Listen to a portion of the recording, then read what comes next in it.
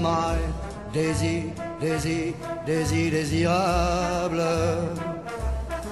Je suis malheureux d'avoir si peu de mots à t'offrir en cadeau. Darling, I love you, darling, I want you. Et puis c'est à peu près tout. You are the one for me, for me, for me, formidable.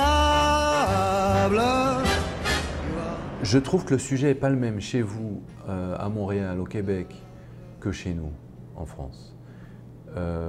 Peut-être parce que je suis optimiste et que je me dis qu'on ne pourra jamais détruire la langue française et qu'on a une culture qu'on ne va pas perdre. Et donc je ne trouve pas qu'il y a un risque à parler anglais. Business is always against the other guy. That's why it's not a sport for gentlemen. It's not for good people. I'm bad. You're very, very bad. Ce qui serait dangereux, c'est si d'un coup, on fait entre 200 et 250 films français par an, s'il y avait 150 films sur ces 250 qui étaient en anglais. Là, oui, là, je me dirais, ok, ce qui se passe, par exemple, en Suède ou au Danemark, c'est impossible de faire un film danois en danois aujourd'hui.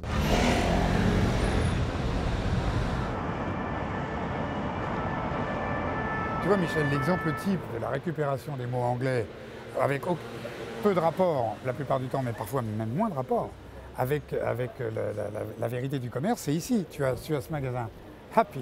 Bon, c'est un magasin de fleurs. Je conçois avec toi que les fleurs, ça peut rendre joyeux. D'accord. Mais c'est bien, c'est une rue assez joyeuse ici. Mais il y a pire, il y a pire. On va aller un petit peu plus loin. By Corinne. Pourquoi voir? Ça n'ajoute rien. Culture of Color, par exemple. Make and Mark. Personnalise votre univers. Et là, c'est que la rue des Martyrs, qui en fait n'est pas une rue très, très touristique au sens... C'est une rue de vrai village ici. C'est pas une rue touristique? Non, la rue des Martyrs, c'est une rue encore très intégrée, beaucoup de gens habitent ici. C'est un village, moi j'habite ici, elle n'a pas beaucoup changé. Un grand pays comme les États-Unis n'exporte pas seulement leurs produits, leur savoir-faire, leurs techniques, leurs sciences, ils exportent aussi leur langue. Et donc cette langue imprègne de plus en plus la nôtre, c'est quasiment fatal.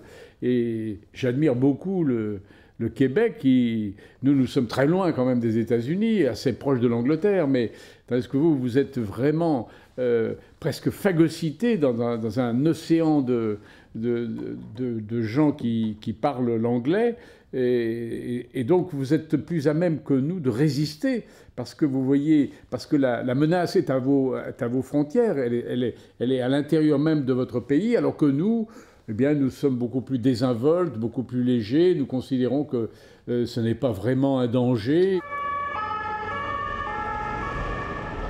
Le Zoom de la rédaction se penche ce matin sur les cours en anglais à l'université. Le fameux article 2 du projet de loi sur l'enseignement supérieur fait polémique.